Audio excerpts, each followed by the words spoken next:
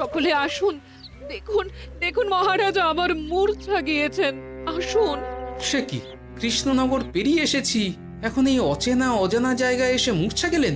গিনি চলো তো শিগগির গিয়ে দেখি। কেউ ঘাবড়াবেন না, মহারাজের শরীরটা আসলে খুব দুর্বল ছিল তো, তাই মূর্ছা গিয়েছেন। তবে চিন্তার কিছু নেই, আমি এক ধরনের পথ্য দিচ্ছি, এটা খেলেই উনি আবার সুস্থ হয়ে যাবেন।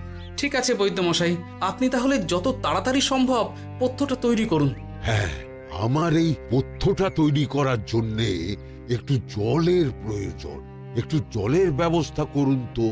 এ মা, বলি গাড়িতে যে এক ফোঁটাও জল নেই গো, কি হবে?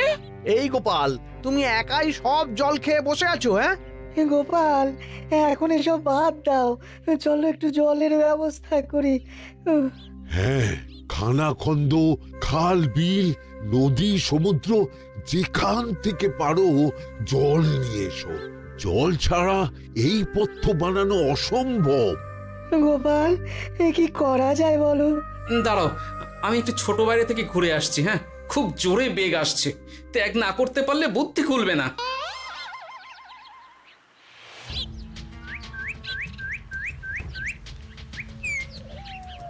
ওদিকে